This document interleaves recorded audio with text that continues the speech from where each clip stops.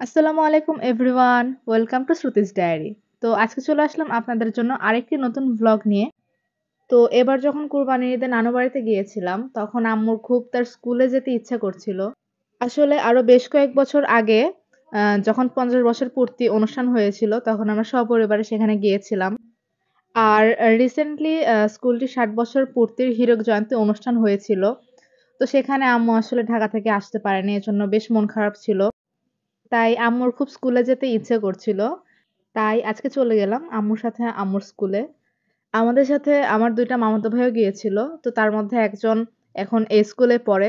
তো ওই মেইনলি আমাদেরকে স্কুলটা ঘুরে, ঘুরে দেখাচ্ছিল। আর আম্মু শুধু বলছিল যে, "আমরা এই বিল্ডিং এ লেখাপড়া করেছি। তারপর এখানে খেলাধুলা করেছি।" মানে আম্মুর আসলে যা, যা তখন মনে পড়ছিল এগুলো সবকিছু আমাদের সাথে শেয়ার করছিল।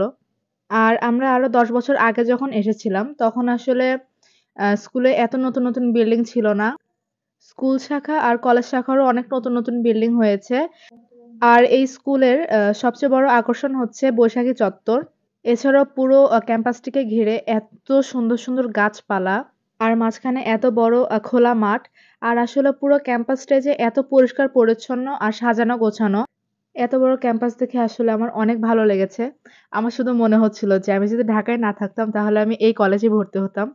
আসলে ঢাকা শহরের বড়, বড় স্কুল কলেজেও এত সুন্দর খোলামেলা পরিবেশ দেখা যায় না। আর এই যে এখানে স্নেহা একটু খেলাধুলা করলো। আসলে স্নেহাও এত বড় ক্যাম্পাস দেখে অনেক দৌড়াদৌড়ি করছিল, অনেক মজা করলো।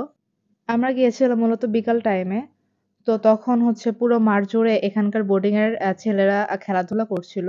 আর স্কুলে আসার পর থেকে আম্মু আসলে বেশ আফসোস করছিল যে আসলে প্ল্যান করে আসা হলে অনেক ফ্রেন্ডের সাথেও দেখা হয়ে যেত। আম্মুর ফ্রেন্ডরা আসলে মাঝে, মাঝে স্কুলে সবাই একসাথে হয়। বাট আম্মু তো আর তখন আসতে পারে না। তাই দেখা হয়ে গেলে আসলে অনেক ভালো লাগতো। এই ক্যাম্পাসটির প্রত্যেকটি কোণায় আম্মুর অনেক স্মৃতি আর ইমোশন জড়িয়ে আছে। তো কেন যেন স্কুলে আসার পর থেকেই আসলে আম্মু অনেক ছোটাছুটি করছিল। আর এই যে মেইনলি এই বিল্ডিংটাতেই হচ্ছে আম্মুদের ক্লাস হতো। তো এটাই আম্মু আমাকে ঘুরে, ঘুরে দেখাচ্ছিল।